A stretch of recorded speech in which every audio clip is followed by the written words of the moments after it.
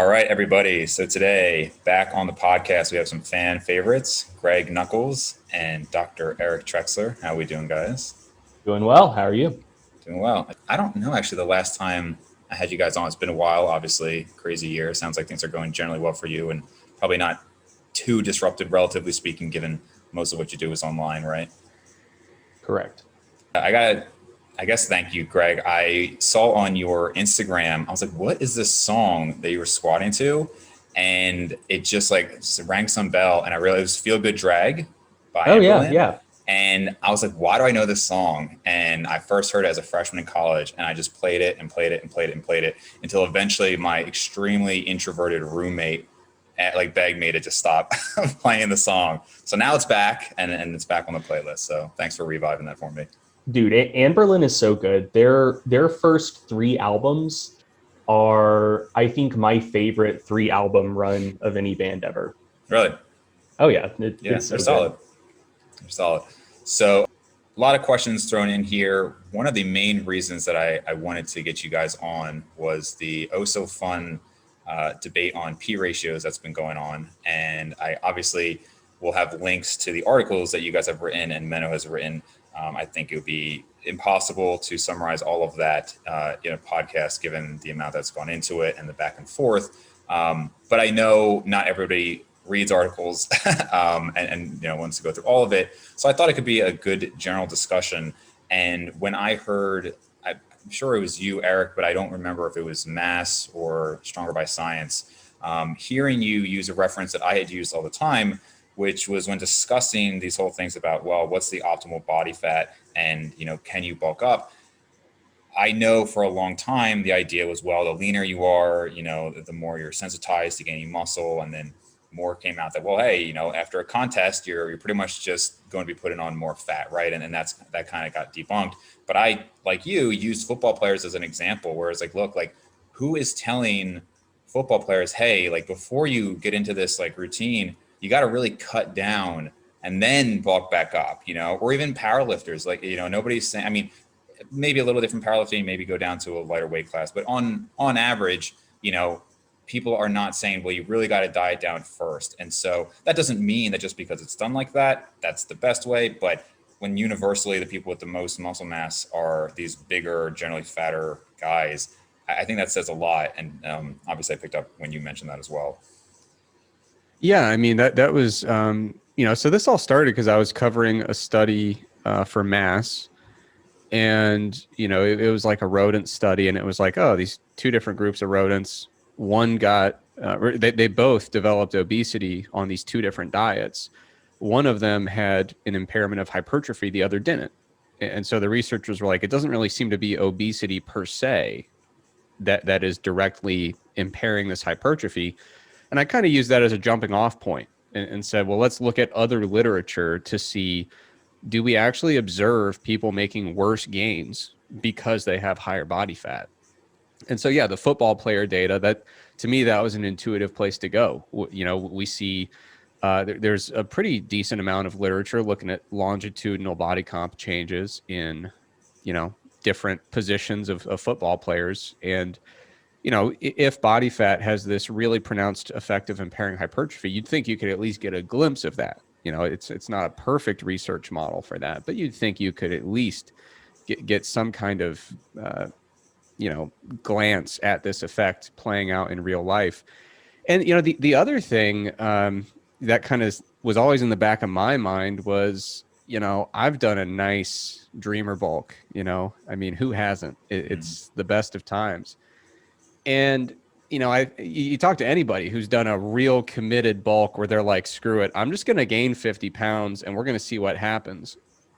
You might have some people questioning whether or not it was worth it, because then they felt compelled to lose a lot of fat that they gained in the process. But I've never really heard anyone saying like, man, I just left too many gains on the table because of that dreamer bulk I went on. Like I remember putting on a tremendous amount of muscle and then, weighing that against the amount of fat that I had gained, but never did I view it as something that took me steps backward in terms of hypertrophy. So those are incredibly weak levels of evidence. And so that's kind of where we started. And then we dug deeper and deeper, because the guiding principle for the whole thing was, if this is an effect that exists, body fat impairing gains and skewing P ratios, if that exists and it matters, those are two different things that are both important. But if it exists and it matters, with all the hypertrophy research that's ever been done, it should be observable. We should be able to get a glimpse of it.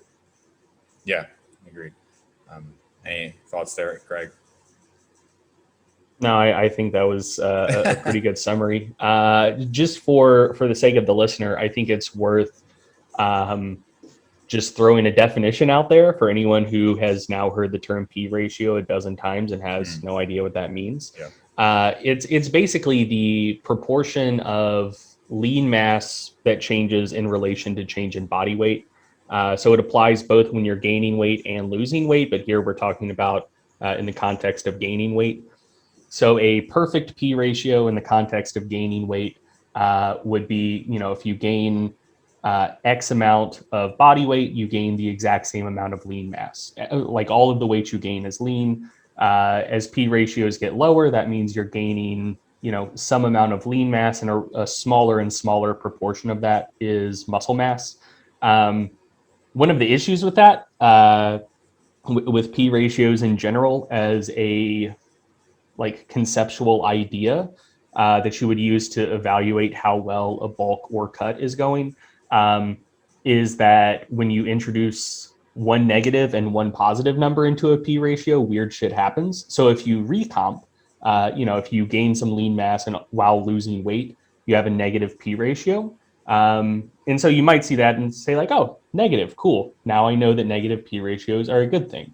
But the exact same thing happens if you gain weight and lose lean mass. Right. That also gives you a negative number. So P ratios aren't incredibly wieldy in practical situations where recomping, or I guess you could call it decomping, is possible. Yeah, that's the word. Decomposing. I always say decomping and have to explain it. Yeah. Yeah, whatever. But anyway, in the context of you're gaining both weight and lean mass or losing both weight and lean mass, a P ratio is just the proportion of by which lean mass is changing relative to total body weight. Yeah, I should have thrown in the definition there, so thank you for that. And also, I think, and again, obviously everything will be much more explained in the articles, but I remember hearing Lyle McDonald, like the first time I was introduced to P ratio was by Lyle McDonald, however many years ago.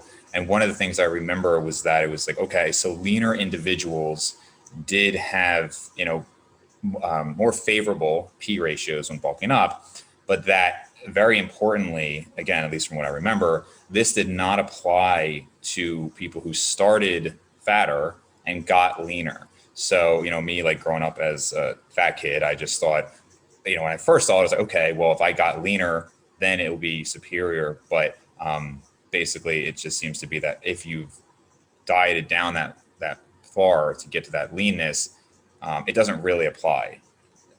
And anything counter to that you would add? Well, I guess there's a couple things to keep in mind. So we could lean on the longitudinal weight loss and weight regain evidence. So when we see people losing weight and then eventually they start gaining it back, people who really lean heavy into this P ratio idea, in the idea that you can manipulate it by changing your body fat, they would expect that during weight regain, your P ratio should be improved relative to what it used to be. And we don't observe that. We see that, your P ratio on the way down and your P ratio on the way back up tend to be either similar, or it might actually be a little bit worse on the way back up. So we don't really see that playing out. And that kind of gets at what you're referring to in terms of, kind of if you're well below where you used to be, can you expect this benefit? But personally, I think before we even get to that point, we have to consider where's this evidence that it's beneficial for any lean people in any context. And I've usually, when people say that there's some inherent benefit to being leaner, that it's going to help you achieve leaner gains, better P ratio, more pronounced hypertrophy, usually they're leaning on some data by Forbes, which was then kind of updated by Kevin Hall. And it was in people who don't lift weights, who are not lifting weights whatsoever. And I think that that's a tremendously huge limitation that can't be ignored, because you can imagine situations where there might be some magnitude of, for someone who's leaner, some stimulus for an accretion of lean mass when they overfeed. But when we start getting into 35, 40, 45% body fat, I don't think there's a lot of people who would expect that if you overfeed in that position, in that scenario, and you're not training and you have no stimulus for the accretion of lean mass, I don't expect a lot of people would say, oh, they're probably going to put on plenty of lean mass. When you look at the Forbes data, originally, a lot of the people that were gaining a lot of lean mass were actually recovering anorexia nervosa patients. Right. And the stimulus for lean mass secretion is significant in that physiological state. So the Forbes data were basically indicating, yeah, some people had a stimulus to regain lean mass, some didn't. And from my perspective, that's pretty much what we're looking at there. Kevin Hall removed the anorexia nervosa data from his kind of updated approach, but then we get into another question, which is causation. So people who have already developed obesity, you might suspect that they're likely to have a worse P ratio in response to overfeeding. They might be more likely to gain fat mass in the context of overfeeding, which is essentially what could be contributing to their status as a person with obesity at that time. Leaner people might have more robust defenses naturally against, the weight gain, the fat gain induced from a calorie surplus to some extent. So these are really not strong levels of evidence. And the biggest issue, like I said, is we're trying to make inferences about how to plan your bulk, and nobody here is lifting. And so a lot of the evidence relates to those two studies, and the rest of it is mostly conjecture, educated conjecture, I guess, but really loosely tying together fairly unrelated bodies of evidence related to things like inflammation or insulin resistance.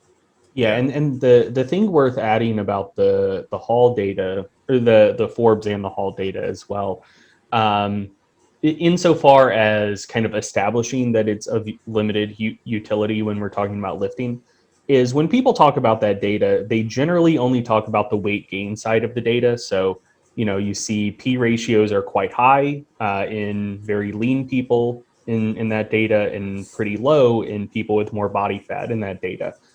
The thing is, those reviews also discuss weight loss and P ratios and weight loss, and the exact same trend is observed. So when without a resistance training stimulus, when people with more body fat go into a deficit, a relatively smaller proportion of the weight they lose is lean mass, whereas when relatively leaner people go into a calorie deficit, a pretty large proportion of the weight they lose is lean mass, like 60, right, 70, 80%.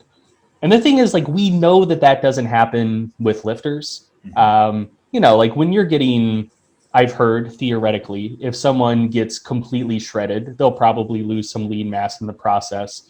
But you should be able to maintain virtually all of your lean mass until you get pretty lean in the first place, as long as you're lifting. So like we know from data on lifters that the weight loss side of the Forbes and Hall data doesn't hold anymore as soon as you add a resistance training stimulus into the mix. Yep. So it seems fairly specious to just automatically assume that the weight gain side of the equation does still hold. Sure. And if I could add one additional thing, that's a great point, Greg. But one additional thing, I'm well, I hope so. You're the one who made it first. Well, maybe that's why I like it so much. But I'm looking at the Kevin Hall model right now, and like one of the things that really gets lost, and I really don't think I've done a good enough job like hammering home when discussing this. If you look at the person, this is individual data in this figure. the person with the third worst P ratio and the person with the literal best P ratio have the exact same body fat. Yeah. So like there's several different questions. Does the relationship exist? Does it matter? And is it strong enough to actually have any predictive utility? And so Right. even if you're going to say, forget the lifting stuff, I don't care. Forget the point Greg made up, or that Greg brought up, that I made up. But the idea that if, whatever benefit you think you're getting on the way up, you're sacrificing on the way down based on the model. Sure. But yeah, there's all these limitations. But one of the things is, even if you want to take this model at face value, if you're one of these people who's sitting at around 17 on the x-axis, you either have the best or worst P ratio in the group, so Right. more or less, the best or like the third worst. So at that point, you wonder, is this of any utility whatsoever? Sure. Within the context of how we're trying to apply it. For sure. Greg, I know you said, so you've heard that that's the case. So I'm just wondering when the Nuckols shred season is coming. If my training goes well, hopefully within the next year or two. Oh, yeah, I've been strong for a bit. There are a few more strong things I want to do. Like I want to squat 800 in reps. I've been close a lot of times, but never done it. Having more mass is conducive to that. After that, I want to pull 800. I deadlift best when I'm about 20, 30 pounds lighter than I am now, just because my setup's better. Yeah. So I'll lose weight to do that. And then assuming I ever pull 800, which who knows, that might end up being my white rabbit. At that point, I will have no reason to be as big as I am. And now I'm planning on cutting. So who knows, that might be 8 months from now, it might be like 5 years, but that is the current timeline I'm working with. That gives me enough time to put together some recipes for you, Greg. So 2 follow-up questions there. One is, what would you expect your weight to be when you hit that 800? And 2, what would your like purely raw squat be roughly when you would hit an 800 with reps? Like how much basically are the reps adding? Reps give me about 50 pounds, give or take. Okay. And I'm working up with rep maxes, which tend to be pretty predictive for me in the squat. So right now I'm trying to hit 600 for 8, which would project me out to about or 605 for 8, which would project me out to about a 755, 760 squat. And at that point, I'll feel pretty good about throwing on reps, doing a cycle, and hitting 8. Although there's a part of me, if I hit 605 for 8, I might just want to fuck around and hit it for 10, because like 600 for 10 sounds really good. Yeah. Like that would be a pretty sick milestone. Yeah. So I don't know. 605 for 8 is kind of laughable to most people, I would say. So. Yeah, for sure. But yeah, I don't know, man. We'll just see. Training's going well. I'm probably a little cockier than I should be. Yeah, things are going pretty well right now. Well, it's Quick awesome point to of see. Clarification, if I may, Greg, you mentioned that you would just go ahead and do a cycle and go for that number. That was a training cycle that you were referring to. Oh, yeah. It'd be useful to clarify that. Yeah, maybe. Just that's like the single clip I'm going to post. I mean, even if it wasn't, like, who cares? Like, I think fewer than 50 people ever, with or without drugs, have squatted 800 at my body weight. So, like, yeah, if someone assumed I was on gear, like, who gives a shit? I'd still be very strong. And you're still around 250? Yeah, we'll go with that. Okay. No, I'm like 257 right now. Okay. When I do the 800, I will 100% be below like 255. Okay. Because that's the weight at which I still don't feel completely fraudulent calling myself a 242. Like, as long as I'm within like comfortable water cutting range from 242, I'm like, whatever, I'm 242. Yeah, no, that's pretty amazing, dude. And it's interesting to see. I know when you were going through your masters, I mean, there was one point where you told me you hadn't lifted in like a month, right? Which I think for like a lot of us in the space. Oh, dude, I didn't lift for like a year and a half. That's crazy to me. But and to see how quickly you got back to like basically all-time strength levels is amazing. Well, thanks, man. Yeah. Was that hard mentally to like step away? I mean, I know you were so busy, maybe you just didn't think about it that much, but. No, it wasn't. If anything, I think it was really good for me. I've been dealing with like several issues, like back issues, hip issues, shoulder issues for a long, long time. And I think just giving my body a protracted break for the first time in a long time helped, it helped give some stuff a chance to heal that needed to heal. So I'm feeling physically better than I have. I mean, in terms of like the amount of just general discomfort I deal with on a day-to-day basis, I feel better now than I did like a decade ago, which is pretty cool. It's funny you say that actually, because when I was like 20, 21, just deadlifting like an idiot. And I remember thinking like, if I'm this busted up right now at 21, what's it going to be like when I'm 30? And now 30 is, you know, I don't want to say unfortunately, but it's around the corner. And I too actually feel better and in less pain than 10 years ago. And I haven't even changed that much. I mean, I still lift very hard, but just with like some tweaks and trying to like auto-regulate when things are hurting instead of just pushing through it. Like there was literally a time in college, I felt something pop on pull-ups and I was like, no, that's fine. And I'll do another one. And then something really popped and then I was out of all back work for like 2 months. So I don't do stuff like that anymore, thankfully. Yeah. I wish I wasn't as dumb when I was younger. I don't know exactly what I did. I thought I just like strained my left lat a little bit, maybe like 5 years ago. And it felt like kind of unstable, but like still strong enough. I was like, whatever, I can keep training.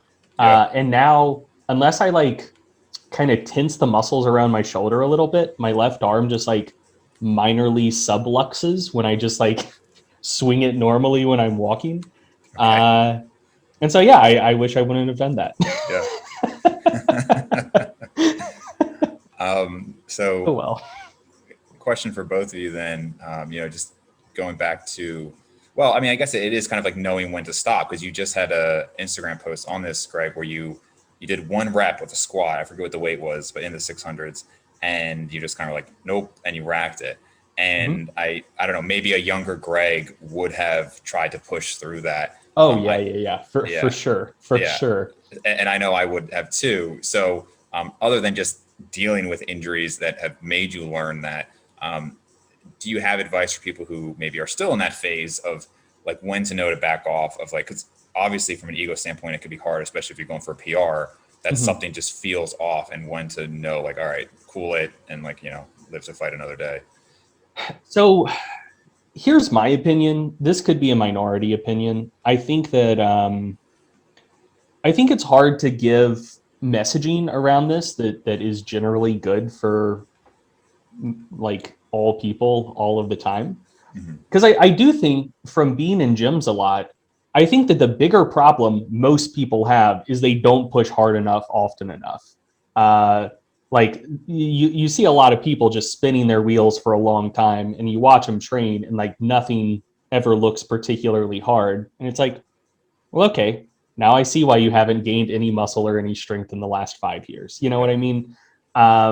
So I do think that I wouldn't want to just put out there in the world that like, oh yeah, everyone needs to be a lot smarter and more conservative with their training, because I think that a lot of people are a little bit too conservative with their training, honestly. But I think that a lot of people who are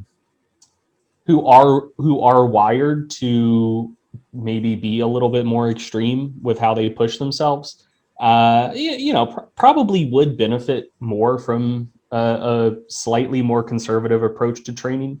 I mean, one of the things I find with clients I train is the ones that I'm constantly like watching their videos and telling them like, hey man, probably should have cut it off a rep sooner. They're the ones who tend to get better progress over time than the folks who, you know, I tell them like, hey, you know, we want to push this within a rep or two of failure. And then they send the video. I'm like, okay, you were like 6 reps shy. So yeah, I think that there's definitely like a common, like a happy medium in there that I think most people struggle with on one side or the other. I don't think that there are that many people who are chill enough in their approach to training, but also psychotic enough in their approach to training that they can really, really push themselves, but then constantly make the correct decision about when to stop themselves and pull back.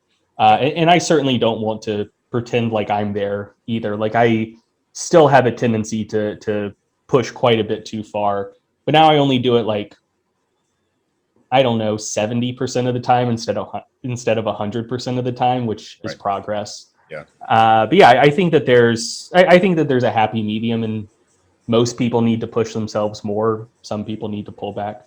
All right. Any additional thoughts, Eric?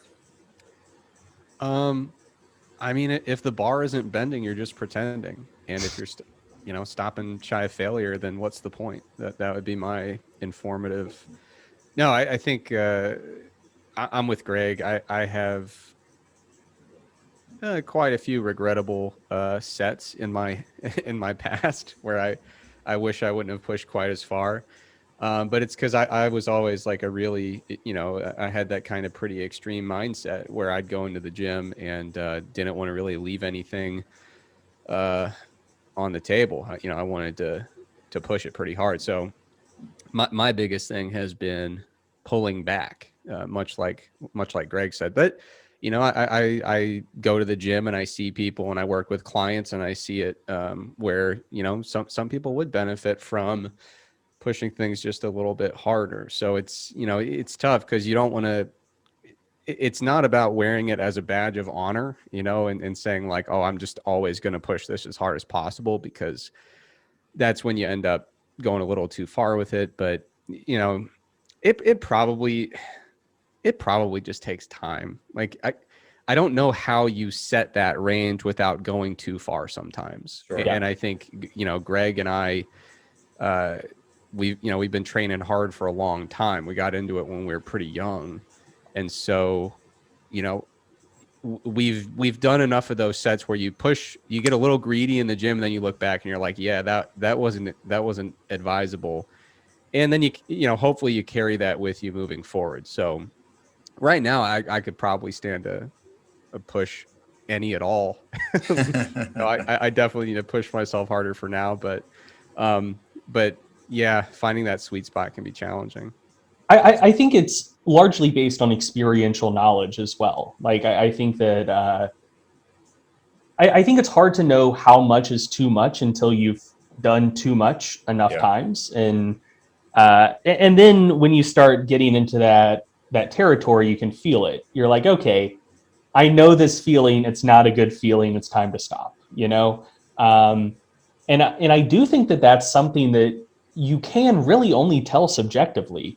And so, yeah, it's hard to take someone who's never lifted before and like exactly describe to them how much effort is appropriate to put into their training, because I think most of them will skew towards too little effort. And you don't want to give them the advice like, hey, just take like 3 years to do stupid shit and run yourself into the ground. Like I'm not recommending people do that, but at the same time, as someone who did absolutely do that, I think I'm better off for it now. Yeah, right. Yeah, I would say one thing that could be helpful to people who train others, so, you can look for the clues. So like Greg said, you can see it in videos, and that's pretty apparent, but you can also see it in other ways. So when you've got a client who on their intake form mentions, a 35-page injury history, shoulders, elbows, knees, back, you're like, okay, you've been pushing it a little bit, it looks like. Or when you've got a client, this is the really kind of nuanced part.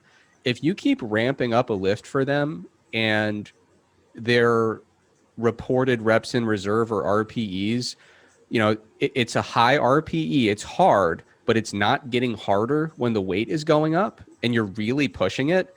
That's when I start to wonder, like, you're just kind of pushing this no matter what, aren't you? And you're really not listening to the feedback you're getting from your body. So sometimes I see that and I'm like, the reps in reserve is always like 0 or 0.5, but I keep loading the weight on and you're not changing anything. Like you're getting all the reps.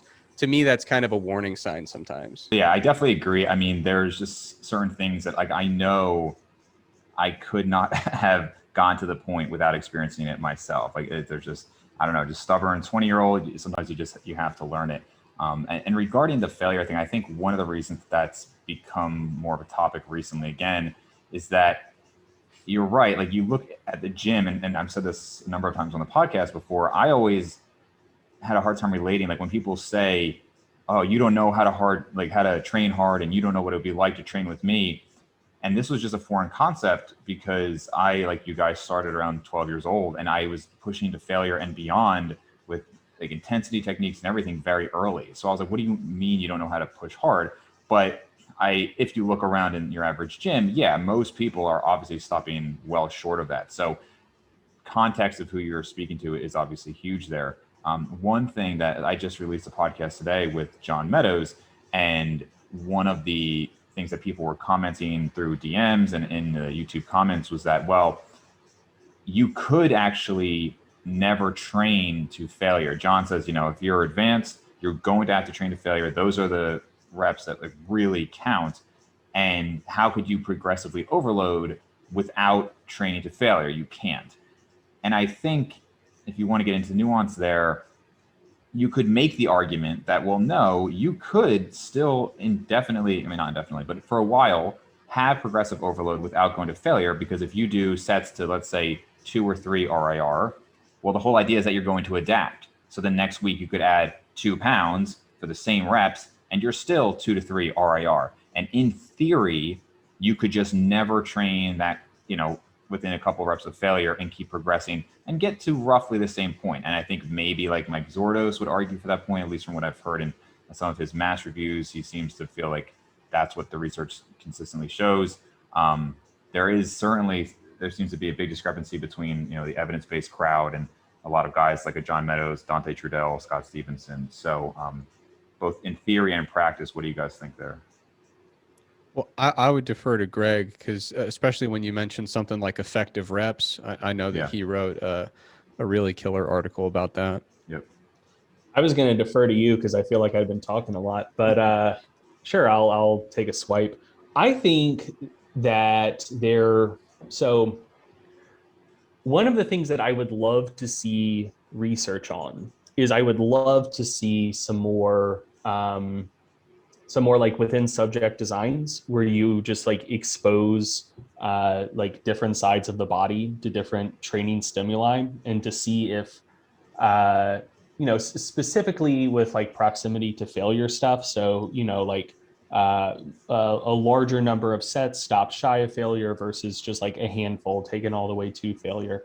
I strongly suspect that certain people just respond well to different styles of training. And I think that one of the issues you can run into online is, one, I think this is just a natural human tendency.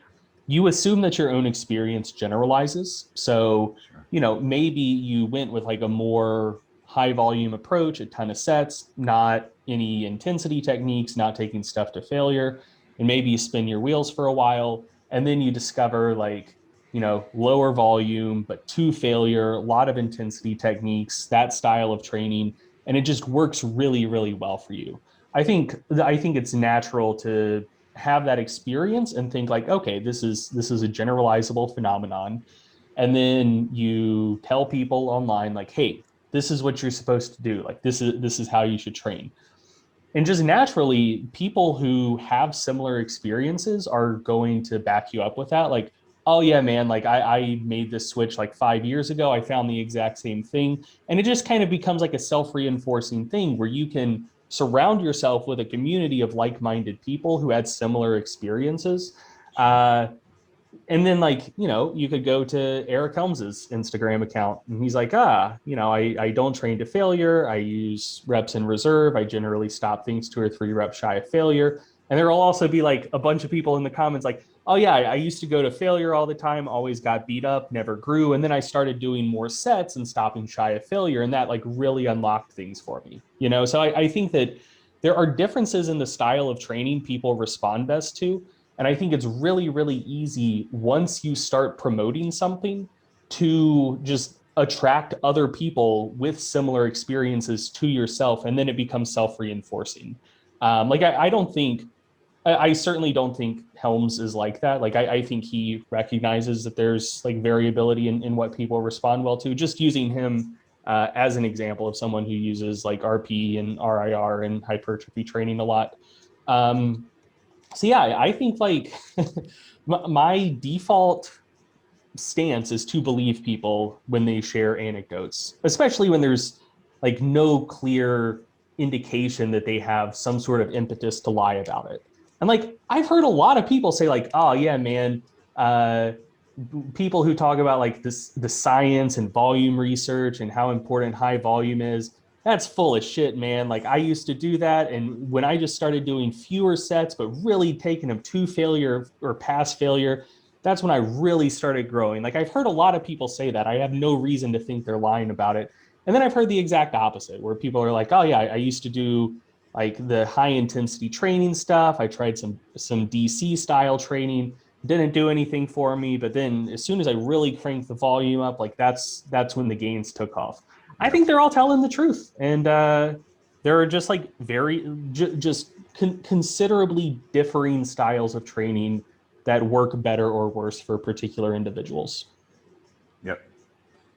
Yeah, when I was like probably a couple years into it, and a lot of times people would just prescribe straight sets, and so I was doing everything to failure. And so if it said like 4x8, maybe I do 50-pound dumbbells for 8, and then I had to go down to 45 for 8, 45 for 8, and then whatever 40 for 8, and I just thought that was how it was. And then later, when I kind of learned like, okay, you maybe ramp up and maybe 1 or 2 top sets, I thought I was so dumb for that original way of training. I was like, wow, what an idiot. Like I just completely was doing the wrong thing. But I also happened to grow a lot during that period because I was new and everything. But the point was like, they both worked. I think like there's, ramping method of like just kind of going up to a top set. I made a video recently how if you actually look at a lot of like the pro bodybuilders who will say, I do high volume, I do, 10 sets for chest, and that's 3 different exercises. It's really kind of like, you ramp up to like a top set, you get a new exercise, you ramp up to a top set, and et cetera. The point just being that there's a million different ways to do it. And I think you're right that you kind of get these camps of people, and, kind of like there's a Mike Israel camp now, and people just like love that method. And then, DC, obviously, I mean, if you are on a DC forum and you say anything bad about DC, you're going to be quickly, run out of that forum. I believe that they believe it. Whether or not it's actually what's best, it's hard to say. Not that to discount your point about it being specific to the individual, but I also would just question if, obviously not everybody's tried everything. So sometimes somebody just finds a camp that works for them and they don't venture out. Yeah, I was going to say something along those lines where I rarely think that somebody's lying to me about their anecdote, but I do sometimes question the accuracy just because of the bias we can introduce and kind of convince ourselves that, option A worked better than option B. I'm usually much more inclined to wonder if they are getting objectively true, unbiased assessments of their progress. But I agree with Greg. I don't think many people are out there to mislead about what worked best for them. Do you think, and I know you have a whole thing out there on effective reps, Greg, but when you actually look at the idea of an advanced trainee and how, okay, like there's an argument to be made for the volume of those early reps, but if you're doing a 12 rep set, obviously reps 1 through 6 really aren't that hard. The whole principle behind something like DC training, a lot of these like rest pause type things is that, hey, you're going to do a set to 12, you're going to rest 40 seconds. Now you can only do another 4 and then maybe another 3, right? And actually I do that quite a bit now, not because I think it's superior, but I certainly haven't lost anything. And that itself is not necessarily an argument because obviously we know the stimulus needed to maintain is much lower. So I'm basically maintaining. And so I find, okay, I can cut my workout time to maybe 50 to 75% and no harm, no foul.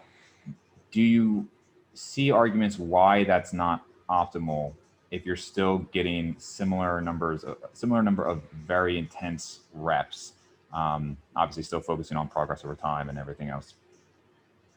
I mean, I don't know, man. I frankly don't care. I think this is an important point. I think it's important to note that ultimately everything we talk about is a proxy measure for whatever stimulus is being presented. And so, people used to talk about volume load all the time, like sets times reps times weight, and like, oh, I moved 5,000 kilograms in this workout. So like, if I move more kilograms in my next workout, like that will be overload, and like I should adapt. There's not bean counters in your muscles that are like tallying up kilograms. That's not how biology works. Like that was a proxy measure for the total amount of stress you were exposing your body to. Same thing with just like counting hard sets, which is what I'm personally a fan of. You get within 2 or 3 reps of failure, just count up the hard sets per muscle group. Like that's, I think, probably a better proxy than volume load for reasons I've laid out elsewhere. But that's still just a proxy measure, like the stimulus presented by, a set of 8 with 2 reps in reserve, that's not identical to a set of 40 to failure. You know what I mean? Like those are 2 different stimuli you're exposing your body to. And, people like using so-called effective reps as a proxy for the stimulus you're presenting to your body. But same thing, like your biceps muscle fibers don't know precisely when they're 5 reps from failure and start like counting reps then to decide how much to grow. So ultimately, we're just dealing with proxies. And I think that, like, I don't know, maybe some proxies work better for some people than others.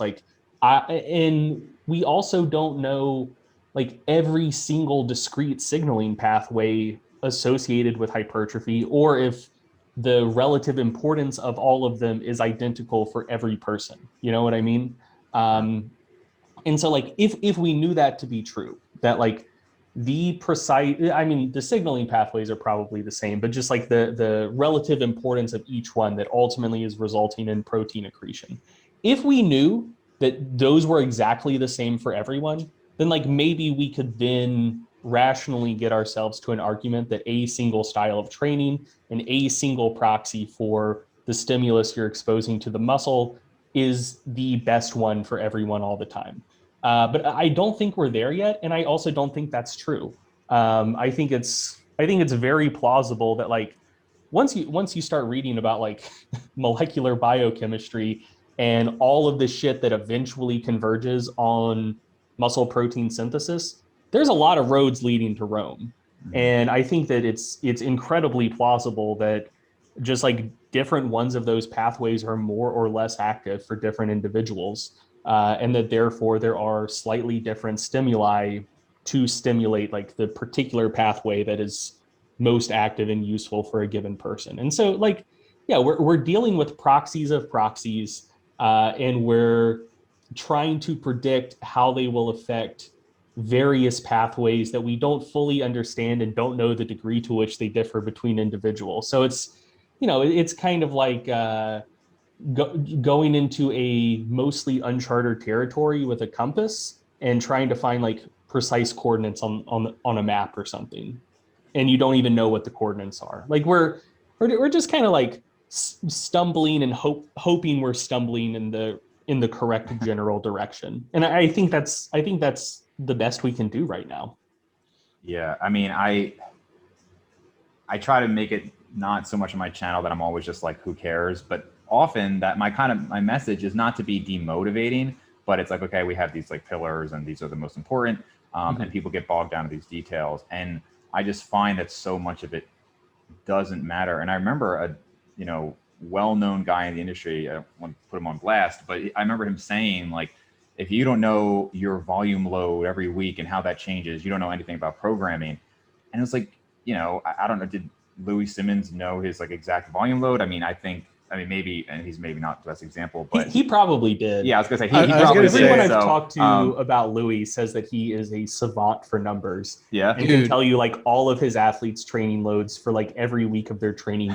Yeah, I was gonna say he probably isn't the best example. Yeah, I've seen videos of him where he's like recounting a workout that happened in 1983, and he's like, so the third set we went for 12, and honestly, it wasn't a problem. Like he has cataloged every workout that any of his athletes have ever done. It's incredible. Yeah, he's like Bill Russell, where like people said that Bill Russell, 30 years after he retired, could walk you through just like some random game in the middle of a season from like 45 years prior and just take you through it play by play. And I think that is what Louis can do for all of his athletes. Yeah, I probably picked a bad example, but in general, I think hard stats is probably what most people are comfortable with. It's very easy to use. It's personally what I use, and it's comfortable.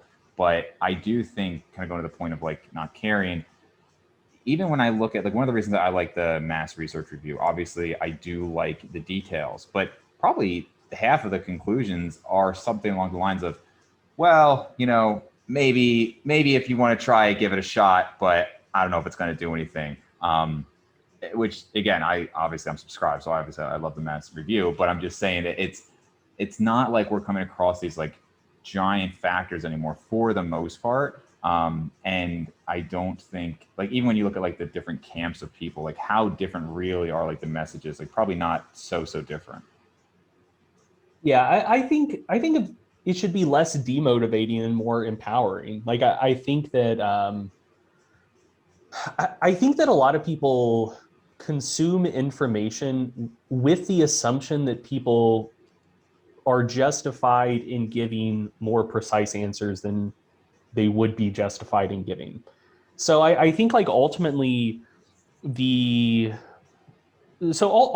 think what you should be thinking of when you're consuming content is trying to figure out what sorts of things seem to work pretty well for fairly broad swaths of people. And you could come across very, very different training ideas that have been very, very successful. So like, we just brought up Louis Simmons, very successful powerlifting coach.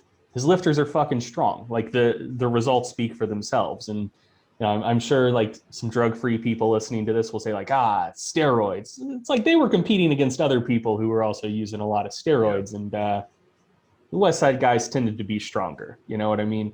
So like that has been very successful. Shaco, also very successful. But if you just like line up what a month's worth of workouts that Boris Shaco writes for his athletes look like compared to a month of West Side style training, that shit doesn't even look similar. You know what I mean? But like those are coherent systems that have produced a lot of outrageously strong people. And so I think that a lot of the value comes from looking at things that, haven't just like produced one or two flashes in the pan, but have produced sustained success for a lot of people. And then just like putting that in the toolkit and trying stuff and, giving something a shot, seeing what the results are, seeing if it works well for you, seeing if you like it. And if it doesn't, not getting too married to anything and not trying to find the answer. Because once you think you have the answer, if you're too confident in that, I think the direction a lot of people go is like, well, okay, I figured out the answer. I figured out the optimal way to train. I spent way too much time in PubMed and finally figured out the best way to lift weights. And lo and behold, it doesn't work that well for me. I guess I just have bad genetics and am cursed to be small forever. You know what I mean? Whereas what I would recommend doing is saying like, hey, find like a half dozen archetypal approaches to training. Just look at them, see what looks the most fun, give that a shot. And if it works great for you, that's perfect. And if not, okay, you have 5 other options to try next. Give each one of them a real, honest, consistent shot. And if something doesn't work well for you, don't get too married to it. Like move on to something else, try something else. There's a lot of approaches to training that have worked well for a lot of people. And if I could chime in, I think there's 2 really important things there. So you mentioned it's empowering, Greg, and I totally agree with that, because it means, a lot of people think they're trying to find like this one secret method that actually is the method that works, which that's not a very empowering way to look at it. It looks like you're dependent on somebody to give you all these answers, and hopefully you enjoy that style of training, because if not, then you're screwed. You're either going to have to do the training you like or the training that actually works. But what's really nice about there being multiple tools in the toolbox is that you can probably find a variety of things that work for you acceptably well, adequately well. And there's probably going to be a few things in there that you really love. So it increases the likelihood that you're going to have a style of training that works for you and you love doing it. And that's a really positive thing. And Greg, like you mentioned, there are some people who are like, they have a young training age. They haven't been in it for too long, and they've convinced themselves, I found the right way to train. It doesn't really seem to work for me. Therefore, my genetics suck. And this is the end of the road for me. And it's like, well, first of all, you've been lifting 18 months. So maybe we'll try a third thing, but Yeah. But we talked to Mike Tushier not too long ago. Actually, it was a very long time ago, but time doesn't exist anymore for me. But we were talking to Mike Tushier, and he was a world champion when Greg and I were like in high school, and he said the phrase he used was turning over rocks. And he said he's still doing it. He still believes there are things out there that he has not yet identified that can continue to optimize his training and help him get stronger. And this is a person who has a lifelong love for training, an incredible amount of success. And if you were getting into lifting and saying, what do I want my lifting journey to look like as an absolute best case scenario? I think it's Mike. It's a guy who loves what he's doing and is exceptionally good at it and has gotten really, really strong. So like, I think it's important to keep that in mind. The idea of turning over rocks and continuing to progress, not just month over month, but decade over decade. For sure. I like the concept in general, obviously, because like you said, I find that more empowering as well, in the sense that there's going to be certain things that people just don't like to do, right? And so I think it can be motivating to know, well, find what you like and stick with it. I think, obviously, if you're switching things all the time, there's errors with that. Yeah, that's why I said give it an honest shot. I mean, Right. At least like 4 to 6 months, one consistent bulk cycle, see what happens. One thing I wanted to bring up was, because you guys had a recent review on ischemic preconditioning. Mm-hmm. And I think, one of the things you said, Greg, which I agree with, is that like, with the amount of time it could take, like it's probably not gonna be worth it for most, but you said like maybe in a specific event you would try it. One thing I wonder about with that, and a number of these other, even like a lot of the supplements that you've reviewed, Eric, where we do show statistically significant benefit to it. And I've brought up similar points before where, and I know we don't have a clear answer here, but just my suspicion is that it really doesn't matter too much, is somebody will say, well, I got everything in line. I was hitting like 100% nutrition, this, that, and the other. And it just makes me wonder, like, I've known people with like, chronic diseases who have still gotten really jacked, like way more than other people. And I've seen people who had consistently 5 hours of sleep a night and were, again, really, really impressive. And it just kind of makes me wonder, like, yes, for an individual, for them, they will see this acute benefit from, hey, I started getting more sleep, or I started having caffeine or whatever. But over a 15 to 20 year lifting career, I really wonder, like, even more so going with the concept of does it matter? Do any of these things get you that much further over time? Meaning, does it increase the rate, or did it just give you a little bit of a bump, but ultimately you're still going to get there? And like, if somebody did 10 years of ischemic preconditioning, as just a kind of silly example, before all their workouts, is that actually going to benefit them? Because a lot of what we review are really acute changes, and sometimes we're not even, as you pointed out earlier, Greg, we're using surrogate markers for muscle growth, and that then it takes it even a step further. But what do you think about this, Trex? I mean, we are ultimately looking at little mini snapshots that are, X weeks long, maybe months. And so there's the kind of literal interpretation, which is all we can say is that these people got further along within an 8, 12, 24 week time frame. So you could make the argument, yeah, this is more altering the rate of improvement, and maybe they're going to plateau there and the other group is going to continue catching up, and then they're all going to be in the same place.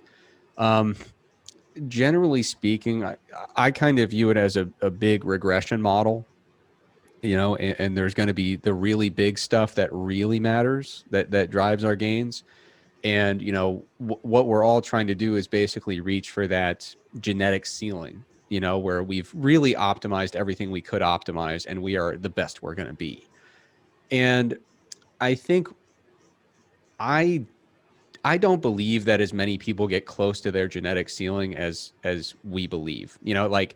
I think a lot of people are like, yeah, I'm pretty close to as good as I could possibly be, and maybe I could make one or two little changes to get a tenth of a percentage point better. But I feel like too many people think they're very close to their genetic limit. And so when I think of this regression model of all the big stuff that goes into it, your genetics, your training stimulus, are you eating enough protein in a day? Are you are you eating the right number of calories per day? Those are the big things. But will we necessarily get any further along in a training career by focusing on the smaller things? I would have to suspect yes. I think those people probably, if they really are putting the effort into optimizing all the little stuff, they probably are going to get a little bit closer to their genetic limit than others, I would expect. But then the question is, is it worth it? Managing all these little variables that aren't nearly as important that might get you just a little bit closer.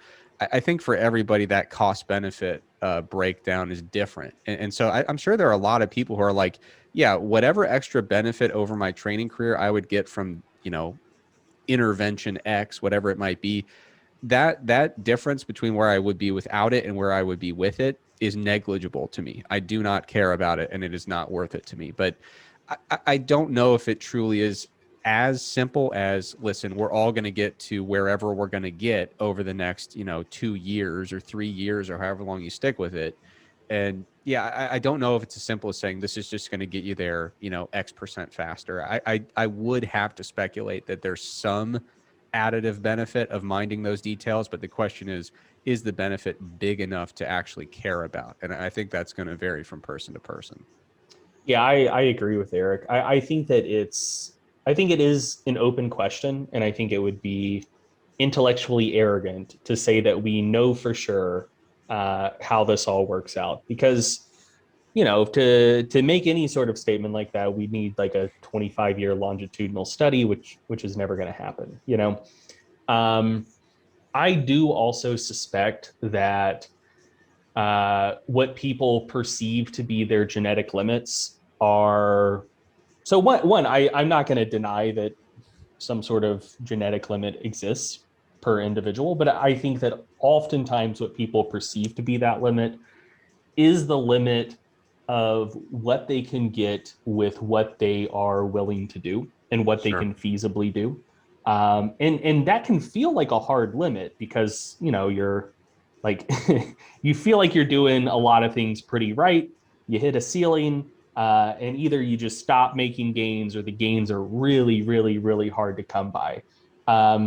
But so one of the things that you can see when athletes in like other sports where it can be a full-time job, unlike lifting, one of the things you can see is that like when people make the next step to the next level of competition, they tend to get a lot better pretty quickly. So like, a super, super high level high school athlete, once they go D1, they tend to make a lot of improvements in their first year and a half in the D1 program. And that's probably largely because like now they have a nutrition staff. Now they have better coaching. Now, instead of like actually having to go to class and do all of their work, maybe there's some help from the university and they just get A's for showing up. Who's to say? But whatever, like they can focus on their training more. There's more little details that are being addressed for them, and they tend to make some pretty rapid progress. And then beyond that, the ones that do end up being able to go pro, their first couple of years where they're a professional athlete, and now it is literally their job. There aren't classes that they have to pretend to go to. There's not like limits imposed by the NCAA for how much time can be spent on the sport. Now there's more resources. There's a larger training staff. There's like more people helping them with recovery modalities, et cetera, et cetera. You tend to see another jump there as well. Whereas like, if you were just looking at rates of progress and you see like oh, from their first to second year in Division I college, they got quite a bit better, but then maybe they didn't make that much more progress from their sophomore to junior year, not much more from their junior to senior year. Maybe they're hitting their genetic limit, they're plateauing. But then as soon as they graduate and they can like hit that next level of development, unlock more time, unlock more, resources being invested in them to ensure that they're performing as well as they possibly could be. You see that additional little boost, and so I think that probably exists for most people. Like I think most folks who take training pretty seriously, but have a full-time job and a family and responsibilities, I think if you took them and said like, okay, for a year, your job is to lift weights and you're going to have someone preparing all of your meals for you. There's going to be a support staff to help you with recovery modalities. And you're just going to take this year to get as big and freaky huge as possible. I think a lot of those people who think they're at their genetic limits probably do have a non-trivial amount more in the tank.